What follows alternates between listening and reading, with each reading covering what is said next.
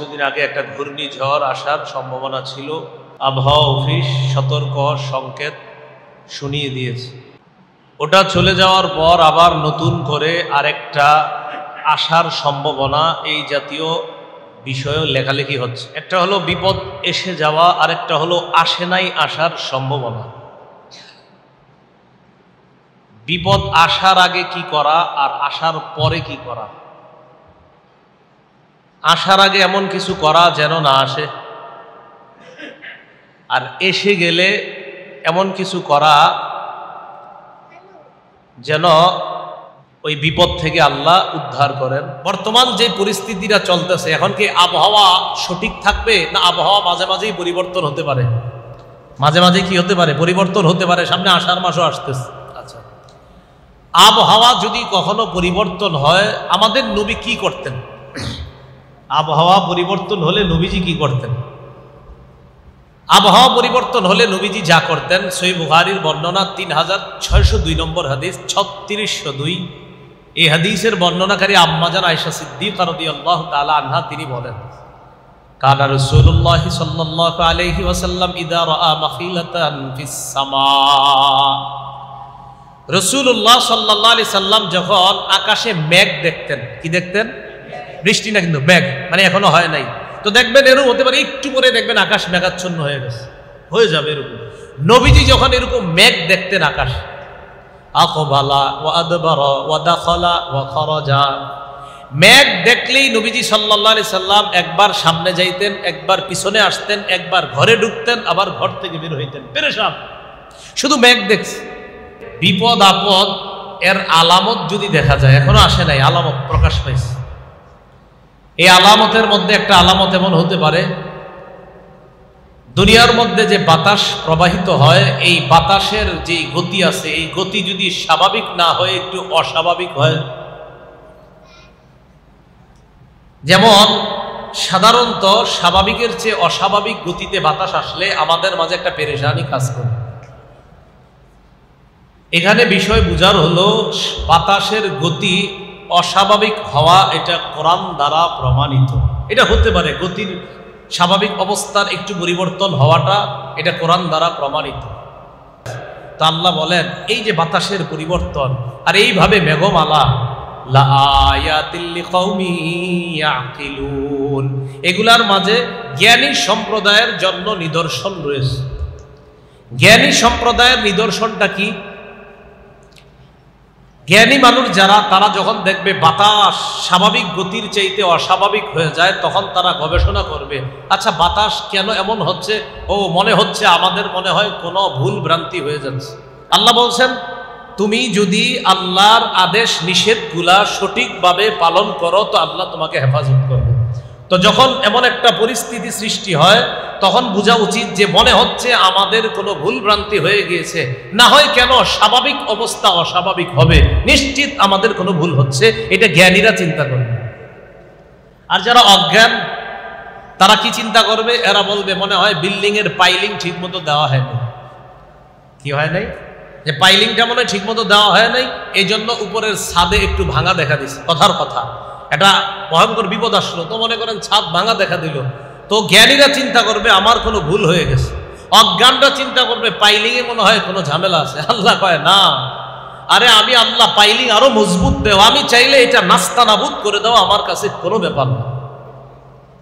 বিপদ আপদ মানুষের জীবনে আসাটা, এটা একটা মানুষের জীবনের অবিচ্ছেদ্য অংশ। ছোট বড় মাঝারি যে কোনো ধরনের বিপদ আপদে মানুষ প্রায় সময় সম্মুখীন হয়। এটা ছোট হতে পারে, বড় হতে পারে, এমনও হতে পারে আপনার পায়ে একটা কাঁটা বিদ্ধ হলো, এটাও ছোটখাটো একটা বিপদ।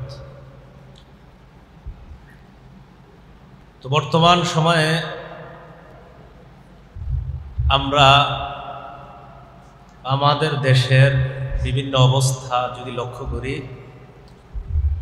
তো দেখা যায় আমরা বিভিন্ন সময় বিভিন্ন দিক থেকে বিভিন্ন বিপদ আপদের সংবাদ পাই, অথবা আগাম বার্তা পাই যে বিপদ আসতে পারে। আগাম বার্তা কেমন? যেমন কিছুদিন আগে একটা ঘূর্ণিঝড় আসার সম্ভাবনা ছিল, আবহাওয়া অফিস সতর্ক সংকেত শুনিয়ে দিয়েছে।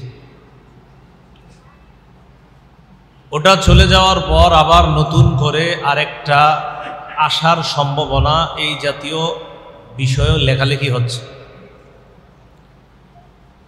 একটা হলো বিপদ এসে যাওয়া, আরেকটা হলো আসে নাই আসার সম্ভাবনা। বিপদ আসার আগে কি করা আর আসার পরে কি করা? আসার আগে এমন কিছু করা যেন না আসে, আর এসে গেলে এমন কিছু করা যেন ওই বিপদ থেকে আল্লাহ উদ্ধার করেন। রাসূলুল্লাহ সাল্লাল্লাহু আলাইহি ওয়াসাল্লাম তার সাহাবী আব্দুল্লাহ ইবনে আব্বাস রাদিয়াল্লাহু তাআলা আনহুমাকে একদিন বলেন, ইবনে আব্বাস তিনি বলেন, কুনতু খালফা রাসূলিল্লাহি সাল্লাল্লাহু আলাইহি ওয়াসাল্লাম, আমি রাসূলুল্লাহ সাল্লাল্লাহু আলাইহি সাল্লামের পিছনে ছিলাম। তিরমিজি শরীফের হাদিস, 2516 নম্বর হাদিস। তো ইবনে আব্বাস বলেন, আমি রাসূলুল্লাহ সাল্লাল্লাহু আলাইহি সাল্লামের পিছনে ছিলাম। ফাকালা রাসূলুল্লাহ সাল্লাল্লাহু আলাইহি ওয়াসাল্লাম, নবীজি বললেন, ইয়া গোলাম, হে তরুণ। কি বললেন? হে তরুণ, ইহফাজিল্লাহ ইয়াহফাজকা। হে তরুণ, তুমি আল্লাহর বিধি নিষেধগুলোর হেফাজত করবে। এর মানে আল্লাহর আদেশ মোতাবেক চলবে, নিষেধগুলো থেকে বেঁচে থাকবে। ইয়াহফাজকা, বিভিন্ন বিপদ আপদ থেকে আল্লাহ তোমাকে হেফাজত করবে। তাহলে বিপদ আপদ আসার আগে আমরা যেটা বুঝলাম যে আমরা যদি আল্লাহর আদেশ নিষেধ এগুলো মেনে চলি, তাহলে আল্লাহ আমাদেরকে বিপদ আপদ থেকে হেফাজত করবে। এরপরে নবী বলেন, ইহফাজিল্লাহ তাজিদহু তুজাহাক। তুমি আল্লাহর বিধি নিষেধগুলা মেনে চলো, আল্লাহর হুকুম মোতাবেক চলো, নিষেধগুলা থেকে বেঁচে থাকো, বিপদ আপদে আল্লাহকে তুমি সামনে পাবে। বিপদ আপদে তুমি আল্লাহকে সামনে পাবে। এরপরে নবীজি বলেন, ওয়াইদা সালতা ফাসআলিল্লাহ। তুমি যখন কিছু চাওয়ার প্রয়োজন হয় তো আল্লাহর কাছে চাইবে। ওয়াইদা ইসতাআনতা ফাসতাইন বিল্লাহ। কোনো কিছু থেকে যখন তোমার সাহায্য প্রার্থনা করার প্রয়োজন হয় কোনো কিছুর ব্যাপারে, তুমি আল্লাহর কাছেই সাহায্য প্রার্থনা করবে। যা কিছু চাও আল্লাহর কাছে, সাহায্য চাও সেটাও আল্লাহর কাছে। সাথে সাথে নবীজি দামি দুইটা কথা বলছেন, যে কথাগুলো আমাদের সারা জীবন মনে রাখা দরকার। নবীজি বললেন, ইআলাম, আব্দুল্লাহ ইবনে আব্বাসকে বললেন, তুমি জেনে রাখো, লাউ আন্নাল উম্মাতা ইজতামাআত আলা আইয়ানফাউকা বিশাই লাম ইয়ানফাউকা ইল্লা বিশাইইন ক্বাদ কাতাবাহুল্লাহু লাক। তুমি জেনে রাখো, সারা পৃথিবীর সবাই মিলে যদি তোমার কোনো উপকার করার চেষ্টা করে, সারা পৃথিবীর সবাই মিলে ততটুকুই উপকার তোমার করতে পারবে যতটুকু আল্লাহ তোমার ভাগ্যে লিখে রেখেছেন। সারা পৃথিবীর সবাই মিলে চেষ্টা করতেছে আপনার উপকার করার, তো সারা পৃথিবীবাসী মিলেও আপনার ততটুকু উপকার করতে পারবে যতটুকু আল্লাহ আপনার ভাগ্যে লিখে রেখেছেন। এটা হলো ইবনে আব্বাসকে নবীজির শেষের দিকে একটা দামি কথা। আরেকটা কথা বললেন, ওয়ালাউ আন্নাহুম ইজতামাউ আলা আইয়াদুররুকা বিশাইইন লাম ইয়াদুররুকা ইল্লা বিশাইইন ক্বাদ কাতাবাহুল্লাহু আলাইক। সারা পৃথিবীর সবাই মিলে যদি তোমার ক্ষতি করার চেষ্টা করে, ততটুকু ক্ষতি করতে পারবে যতটুকু তোমার ভাগ্যে ক্ষতি লেখা আছে, এর চেয়ে বেশি ক্ষতি করতে পারবে না। তাহলে দেখুন তো বিষয়গুলো আবার আমরা শুনি। ইবনে আব্বাসকে বললেন, ইন্নী উআল্লিমুকা কালিমাত তরুণ, আমি তোমাকে কিছু কথা শিখিয়ে দিব, কথাগুলা তুমি মনে রাখবা। 1 নাম্বার বললেন, তুমি আল্লাহর আদেশ নিষেধগুলা মেনে চলবা, আল্লাহ তোমাকে বিপদ আপদ থেকে হেফাজত করবেন। তুমি আল্লাহর আদেশ নিষেধ মোতাবেক চলবা, আল্লাহকে বিপদ আপদে তুমি সামনে পাইবা। তুমি যদি কিছু চাওয়ার হয় তো আল্লাহর কাছে চাও, কিছু যদি সাহায্য প্রার্থনা করার প্রয়োজন হয় তো আল্লাহর কাছেই সাহায্য প্রার্থনা করো। শেষের 2টা কথা বড় দামি। সারা পৃথিবীর সবাই মিলেও যদি তোমার উপকার করার চেষ্টা করে, ততটুকু পারবে যতটুকু আল্লাহ চায়, তোমার কপালে লিখে রেখেছে। সারা পৃথিবীর সবাই মিলে যদি তোমার ক্ষতি করার চেষ্টা করে, ততটুকুই ক্ষতি করতে পারবে যতটুকু আল্লাহ তোমার ভাগ্যে লিপিবদ্ধ করে রেখেছেন। এর চেয়ে বেশি ক্ষতি কেউ চাইলেও তোমার করতে পারবে না। তাহলে এখান থেকে বোঝা যায়, বিপদ আপদ আসার আগে সদা সর্বদা আল্লাহর আদেশ নিষেধ মোতাবেক চলা। বিপদ আপদ আসার আগে বেশি পরিমাণে ইস্তেগফার পড়া বাড়িয়ে দেওয়া। বলেন কি পড়া? ইস্তেগফার। এ সহজ, আস্তাগফিরুল্লাহ আস্তাগফিরুল্লাহ, সহজ না? সূরা আনফাল আল্লাহ পাক রব্বুল আলামিন বলেন, ওয়ামা কানাল্লাহু লিউআযযিবাহুম ওয়া আনতা ফীহিম ওয়ামা কানাল্লাহু মুআযযিবাহুম ওয়া হুম ইস্তাগফিরুন।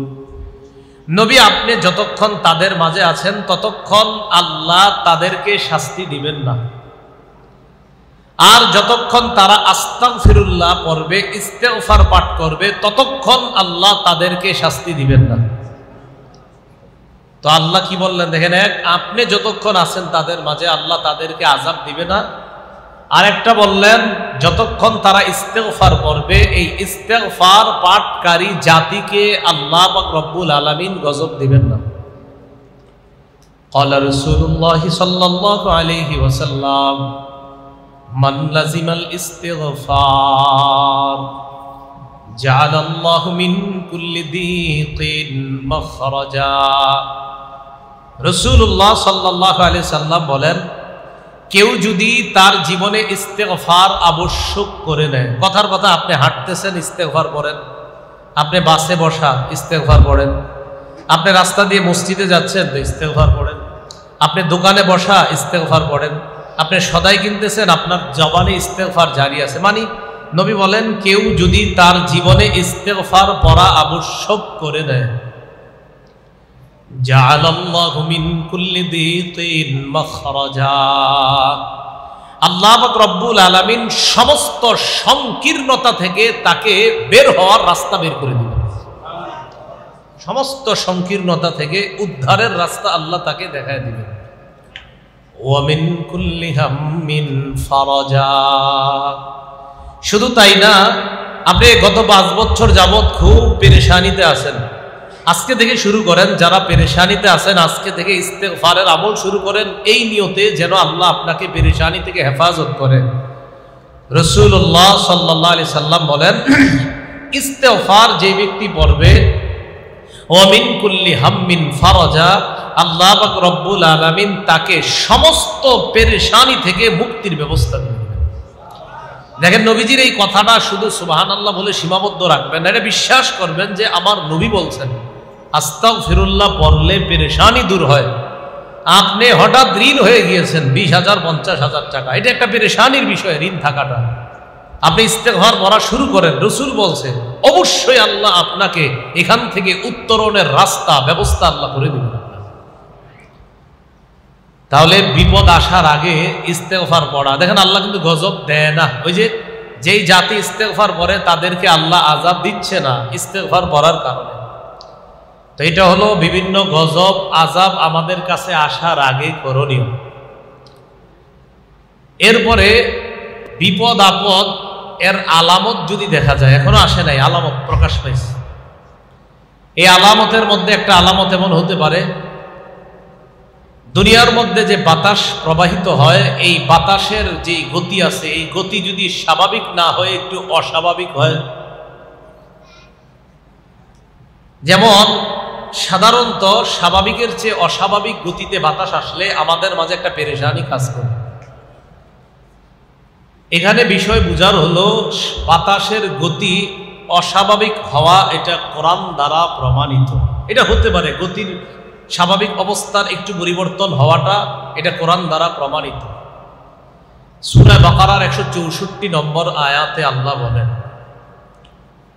ইন্না ফি খালকিস সামাওয়াতি ওয়াল আরদি ওয়াখতিলাফিল লাইলি ওয়ান নাহার ওয়াল ফুলকিল্লাতী তাজরি ফিল বাহরি বিমা ইয়ানফাউন নাস ওয়ামা আনজালাল্লাহু মিনাস সামাই মিন মাইন ফাআহইয়া বিহিল আরদা বা'দা মাউতিহা وبث فيها من كل دابة وتصريف الرياح والسحاب المسخر بين السماء والأرض لآيات لقوم يعقلون। আল্লাহ বলেন, আসমান এবং জমিনের সৃষ্টির মাঝে রাত এবং দিনের পরিবর্তনে বলেন, রাতের পরে দিন, দিনের পরে রাত, এটা কে ঘটায়?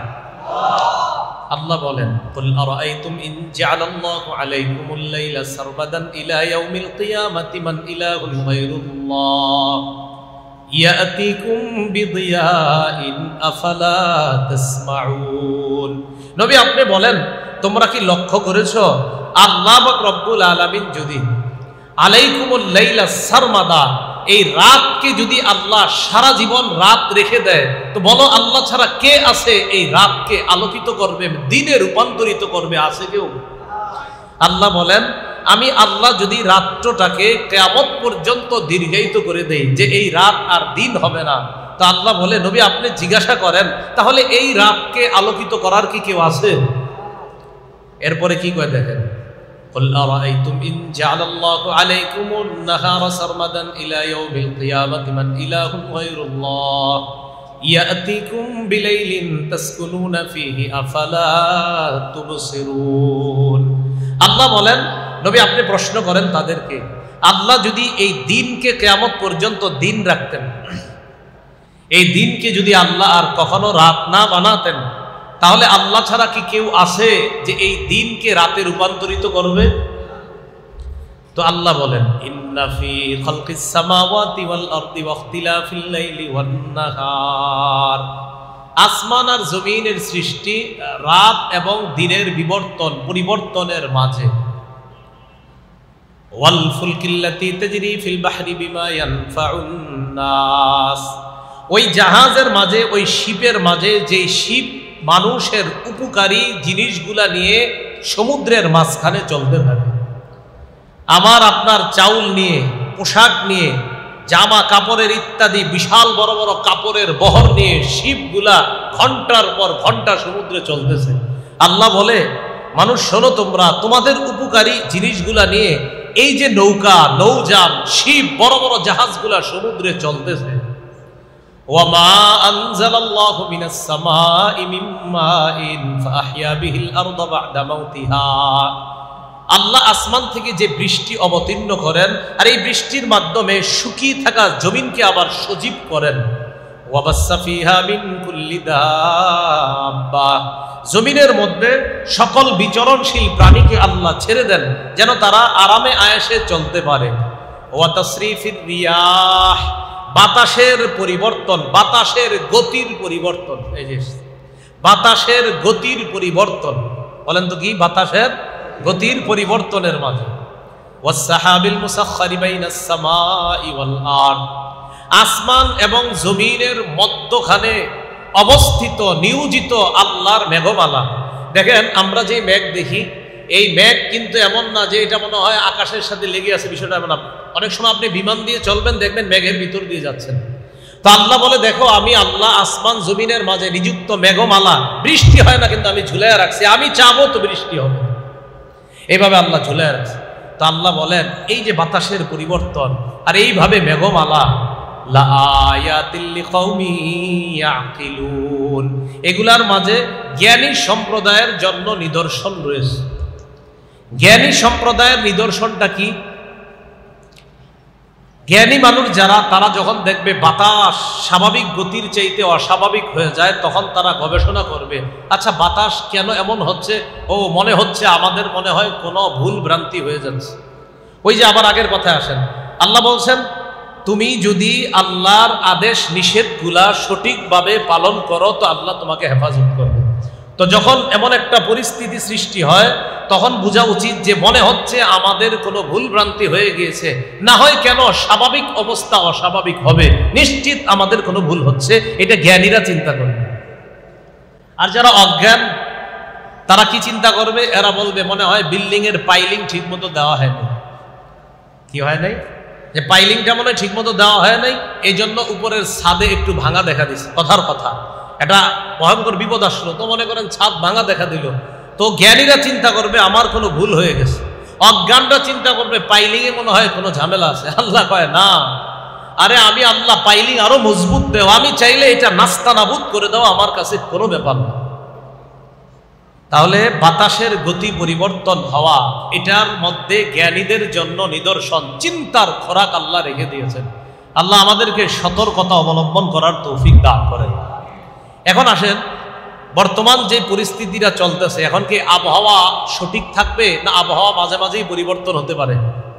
মাঝে মাঝে কি হতে পারে, পরিবর্তন হতে পারে। সামনে আষাঢ় মাসও আসতেছে।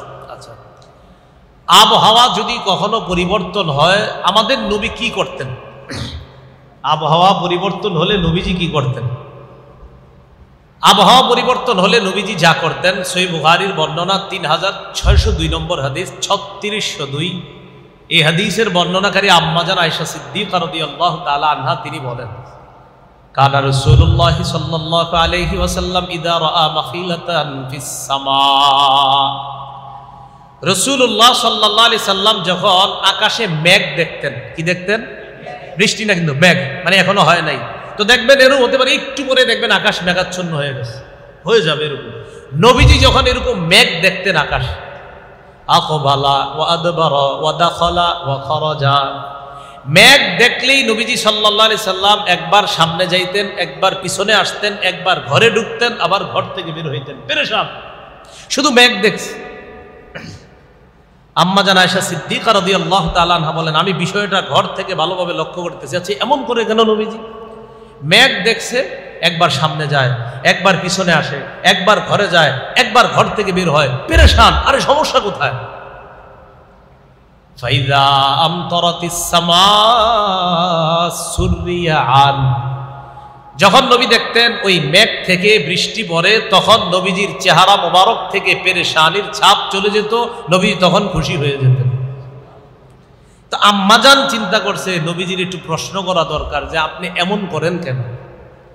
বুখারীতে এতটুকু আসছে যতটুকু শোনাইলাম, সহিহ ইবনে হিব্বানে আর একটু বাড়তি অংশ আছে। আম্মাজান আয়েশা সিদ্দিকা প্রশ্ন করলেন, ইয়া রাসূলুল্লাহ, মেঘ দেখলে আপনি এমন করেন কেন? নবীজি জবাব দিলেন, আয়েশা, খাশিতু আইয়াকুনা আযাবান সুল্লিতা আলা উম্মতি, আয়েশা আমার আশঙ্কা হয় মেঘ যখন দেখি, না জানি এই মেঘের মধ্যে কোনো গজব আছে কিনা, আর ওই গজব আমার উম্মতের উপর চাপিয়ে দেওয়া হয় কিনা, এই টেনশনে একবার সামনে যাই, একবার পিছনে আসি, একবার ঘরে যাই, একবার ঘর থেকে বের হই, মেঘ থেকে বৃষ্টি না আসা পর্যন্ত আমার টেনশন কাটে না। যখন আয়েশা বৃষ্টি আসে তখন আমি বুঝি এটা গজব না, হাদিহি রাহমা, এটা আমার উম্মতের জন্য রহমত। বৃষ্টি হওয়ার আগ পর্যন্ত টেনশন মুক্ত হতেন না নবীজি। তো আবহাওয়া পরিবর্তনে আমাদের নবীজির এই হালাত হতো। রাসূলুল্লাহ সাল্লাল্লাহু আলাইহি সাল্লাম যখন দেখতেন আবহাওয়া পরিবর্তনের পাশাপাশি প্রচন্ড ঝড় বাতাস, এরকম হয়নি? আচ্ছা, এই অবস্থায় নবীজির কি অবস্থা হতো, কেমন পেরেশানি হইতো?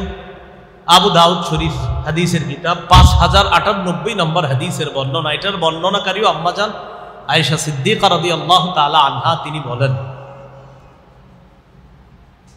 মা রাআইতু রাসূলুল্লাহ সাল্লাল্লাহু আলাইহি ওয়াসাল্লাম ক্বাত্তু মুস্তাজমিআন দাহিকান হাত্তা আরা মিনহু লাহওয়াতিহি। আম্মাজান আয়েশা সিদ্দিকা রাদিয়াল্লাহু তাআলা আনহা বলেন, আমি রাসূলুল্লাহ সাল্লাল্লাহু আলাইহি সাল্লামকে কখনো মুখ খুলে এমন ভাবে অট্ট হাসি হাসতে দেখি নাই যে নবীজির মুখের ভিতরের আলা জিহ্বাটা দেখা গেছে, এমন ভাবে কখনো হাসতে দেখি নাই। হাসছে, নবীজি হাসছেন, কিন্তু এতটা হাসতে দেখি নাই যে ভিতরের আলা জিব্বা যেটা, এটা দেখা গেছে এমন ভাবে হাসতে দেখি নাই। ইন্নামা কানা ইয়াবতাসিমু, রাসূলুল্লাহ সাল্লাল্লাহু আলাইহি সাল্লাম মুস্কি হাসতেন। সুবহানাল্লাহ। পারলে এই গুণটা অর্জন করেন যে সবসময় মুখে একটা মুস্কি হাসি লেগে থাকা। রাসূলুল্লাহ সাল্লাল্লাহু আলাইহি সাল্লাম মুস্কি হাসতেন। নবীজির একজন সাহাবী ছিলেন, নাম জারীর। কি নাম? এই জারীর রাদিয়াল্লাহু তাআলা আনহুর বর্ণনা, তিনি বলেন, মা রাআনি রাসূলুল্লাহ সাল্লাল্লাহু আলাইহি ওয়াসাল্লাম, নবীজি সাল্লাল্লাহু আলাইহি সাল্লাম আমার দিকে জীবনে যতবার তাকিয়েছে, আমি ততবার দেখেছি নবী আমার দিকে যতবার তাকাইছে ততবারই দেখছি নবীর মুখে একটা সুন্দর হাসি লেগে আছে। মাঝে মাঝে কিন্তু নবীজি রাগ হইতেন, চেহারা বরফ লাল হয়ে যায়। কিন্তু এই সাহাবী বলে যে আমি কখনো দেখি নাই আমার দিকে রাগ হয়ে তাকাইছে, যতবার তাকাইছে ততবার একটা হাসি দিছে। রাসূলুল্লাহ সাল্লাল্লাহু আলাইহি সাল্লামের ব্যাপারে আম্মাজান আয়েশা সিদ্দিকা বলেন, এতটা মুখ খুলে হাসতে কখনো দেখি নাই যে ভিতরের আলা জিহ্বাটা কখনো দেখা গেছে। তো আম্মাজান আয়েশা সিদ্দিকা রাদিয়াল্লাহু তাআলা আনহা বলেন, কানা নবী সাল্লাল্লাহু আলাইহি ওয়াসাল্লাম ইযা রাআ গায়মান আও রিহান ফিস সামা, রাসূলুল্লাহ সাল্লাল্লাহু আলাইহি সাল্লাম ইযা রাআ গায়মান আও রিহান, যখন নবীজি মেঘ দেখতেন অথবা প্রচন্ড গতিতে বাতাস দেখতেন। মেঘ অথবা বাতাস, আমরা তো জোরে বাতাস আসলে দৌড়াদৌড়ি করি, ছাদে রাস্তায় খুশি হই, ঠিক না? নবীজি যখন প্রচন্ড বাতাস দেখতেন আর মেঘ দেখতেন, উরিফা যালিকা ফি ওয়াজহিহি, আল্লাহ নবীর চেহারা মুবারকটা পরিবর্তন হয়ে যেত, চেহারার মধ্যে পেরেশানির ছাপ দেখা যাইত। আম্মাজান আয়েশা সিদ্দিকা রাদিয়াল্লাহু তাআলা আনহা বলেন, কুলতু ইয়া রাসূলুল্লাহ আন্নাসু ইযা রাআউল গায়মা ফারিহু রাজা আইয়াকুনা ফীহিল মাতার। ইয়া রাসূলুল্লাহ, মানুষ যখন মেঘ দেখে তখন মেঘ দেখা খুশি হয় এই কারণে যে একটু পরে এই মেঘ থেকে বৃষ্টি আসবে, মানুষ খুশি হয়। আর আপনি পুরা ভিন্ন। আরাকা, আমি আপনাকে দেখি ইদা রাআইতাহু, যখন আপনি মেঘ দেখেন, উরিফা ফি ওয়াজহিকাল কারাহিয়া, আপনার চেহারার মধ্যে একটা পেরেশানির ছাপ দেখা যায়। ঘটনা কি? সব মানুষ খুশি হয় আর আপনি পেরেশান হন। মানুষ খুশি হয়, আমরা কিন্তু হই হুল্লোড় করি, খুশি হই, প্রায় অনেকেই খুশি হয়, হই হুল্লোড় করে, পাঞ্জাবি টাঞ্জাবি সব কইলা সাথে দাঁড়ায় থাকে, একটু পরে একটা ভাবসাব নিবে, কথার কথা। তা আম্মাজান আয়েশা সিদ্দিকা রাদিয়াল্লাহু তাআলা আনহা বলেন, সবাই মেঘ দেখলে খুশি হয় যে একটু পরে বৃষ্টি হবে, আর আপনি মেঘ দেখলে আপনার চেহারা মুবারক এমন হয় কেন? ফাকালা রাসূলুল্লাহ সাল্লাল্লাহু আলাইহি ওয়াসাল্লাম, মা ইউআম্মিনুনি আন ইয়াকুনা যালিকা ফীহি আযাব ক্বাদ উযযিবা কওমুন বিররিহ। আয়েশা, এই নিশ্চয়তা আমারে কে দিবে যে এই মেঘের মধ্যে আযাব নাই? এই নিশ্চয়তাটা আমারে কে দিবে বলো? যদি এটার মধ্যে কোনো আযাব থেকে থাকে, এই বাতাসের মধ্যে যদি কোনো আযাব থাকে। আয়েশা, জানো আমি এটা কেন বললাম? এক জাতি ছিল দুনিয়াতে যাদেরকে বাতাস দিয়ে ধ্বংস করা হয়েছে। কি দিয়ে? এই জন্য নবীজি বাতাস দেখলে পেরেশান হয়ে যেতেন যে এটা কিনা আবার গজব কিনা। তখন নবীজি বললেন, রাআ কওমুন আল আযাব, এক সম্প্রদায় আযাব দেখছে। আযাব দেখার পর ফাকালু হাযা আরিদুম মুমতিরুনা, এই সম্প্রদায় দ্বারা কারা উদ্দেশ্য মনে রাখবেন? আদ সম্প্রদায়, হুদ নবীর জাতি, আদ সম্প্রদায় উদ্দেশ্য।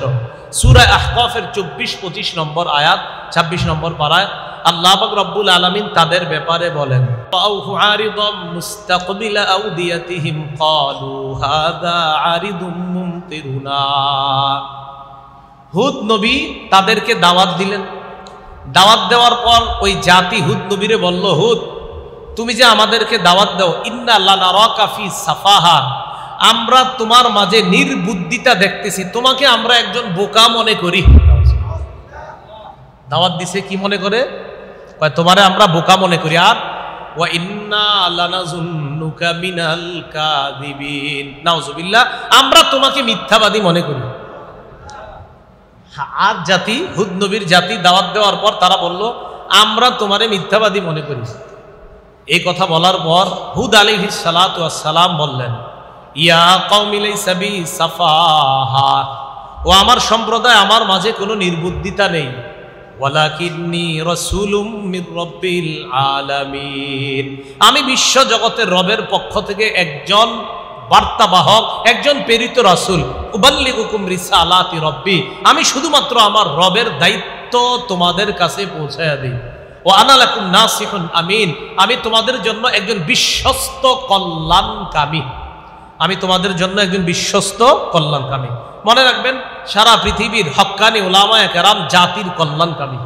সারা পৃথিবীর হক্কানি যত উলামায়ে কেরাম আছে, ইমাম আছে, খতিব আছে, যারা সবাই জাতির কল্যাণকামী। বলেন জাতির কি কল্যাণকামী?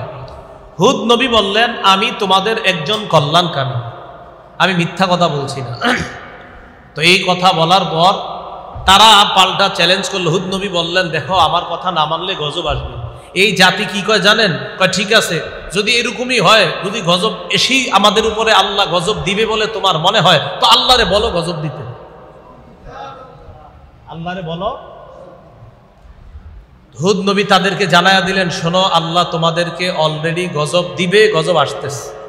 তো ফালাম, এইবার দেখেন সূরা আহকাফের 24 নম্বর আয়াতে আল্লাহ কি বলেন, ফালাম্মা রাউহু আরিদাম মুস্তাকবিলা আউদিয়াতিহিম, এরা একদিন দেখে তাদের ঘরের উপত্যকা, তাদের টিলাগুলা, ওই টিলাগুলার মধ্য থেকে বাতাস প্রবাহিত হচ্ছে, হালকা বাতাস, আর আকাশে এরকম মেঘ মেঘ দেখা যাচ্ছে, আর বাতাস আসছে।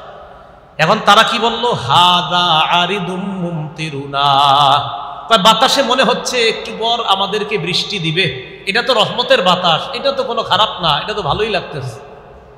এরা কারা বলল? আদ জাতি। হুদ নবী তাদেরকে বললেন, বাল হুয়া মাস্তাজালতুম বিহি, এটা বাতাস না গজব, একটু পরে বুঝবা। এটা হলো সেই গজব, যেই গজব তোমরা ত্বরান্বিত করেছো, যেটা তোমরা চেয়েছো দ্রুত। রিহুন ফিহা আযাবুন আলীম, এটা এমন বাতাস, যেই বাতাসের মধ্যে যন্ত্রণাদায়ক শাস্তি আছে। নাউজুবিল্লাহ। তাহলে দেখেন আয়াতে কি আসলো, বাতাসে যন্ত্রণাদায়ক শাস্তি। এই কথা বলার পর জানায়া দিলেন, তুদাম্মিরু কুল্লা শাইইন বিআমরি রাব্বিহা, আল্লাহর হুকুমে এই বাতাস সবকিছুকে ধ্বংস করে দিবে। ফাসবাহু লা ইউরা ইল্লা মাসাকিনুহুম, ফলে তারা এমন হয়ে গেল যে তাদের ঘর বাড়িগুলা ছাড়া আর কিছুই দেখা যাচ্ছে না, সবাইরে ধ্বংস করে দিছে। কারা? যারা ছিল এমন জাতি, পৃথিবীর সবচেয়ে শক্তিশালী জাতি ছিল এই হুদ নবীর জাতি, আদ সম্প্রদায়, যাদের ব্যাপারে আল্লাহ বলেন, আল্লাতী লাম ইখলাক মিসলুহা ফিল বিলাদ, যাদের মতো এমন জাতি পৃথিবীতে আর বানানোই হয় নাই, এত শক্তিশালী জাতি ছিল। জানেন এরা শক্তি সঞ্চয় করার পর কি কয়? এরা বলে, মান আসাদ্দু মিন্না কুওয়া, আমাদের চেয়ে বেশি শক্তিশালী আবার কে আছে? আল্লাহ জবাব দেয়, আওয়ালাম ইয়ারাউ আন্নাল্লাহাল্লাযী হুয়া খালাকাহুম হুয়া আসাদ্দু মিনহুম কুওয়া, আওয়ালাম ইয়ারাউ, তারা কি দেখে না? আন্নাল্লাহাল্লাযী খালাকাহুম, আরে যেই আল্লাহ তাদেরকে এমন শক্তিশালী বানিয়েছে, হুয়া আসাদ্দু মিনহুম কুওয়া, ওই আল্লাহ তো তাদের চেয়ে কোটি গুণ বেশি শক্তিশালী। তো এরা কি কয়? আমাদের চেয়ে শক্তিশালী আবার কে আছে? আর আল্লাহ যদি গজব দিতে হয়, হুদ নবীরে কইতাছে, তা আল্লাহরে বলো গজব দিতে, সমস্যা নেই। তা আল্লাহ কি বলে দেখেন, সাখখারাহা আলাইহিম সাবআ লায়ালিন ওয়া সামানিয়াতা আইয়াম, বিরামহীন ভাবে 7 রাত 8 দিন এই বাতাস তাদের উপর প্রবাহিত হয়েছে। 2-4 মিনিটের ঘূর্ণিঝড়ে আমাদের দুনিয়া আল্লাহ কি বিভিন্ন এলাকা লন্ড বন্ড করে দেয় 2-4 মিনিট 5 মিনিটে। তো 7 রাত 8 দিনের ঘূর্ণিঝড়, ভয়ঙ্কর বাতাসের অবস্থাটা কেমন ছিল একটু ভাবেন। টানা 7 রাত 8 দিন। আমাদের কি টানা 7 রাত 8 দিন ছিল কখনো? সামান্য একটু হয়, পুরো এলাকা তছনছ। তাহলে নবীজি বাতাস দেখলে এই জন্য পেরেশান হইতেন। তো আম্মা জান আয়েশাকে বলে, আয়েশা তুমি কি জানো এক জাতিরে আল্লাহ বাতাস দিয়ে ধ্বংস করছে, তাই বাতাস দেখলে আমার পেরেশানির শেষ থাকে। তাহলে কি বুঝলাম?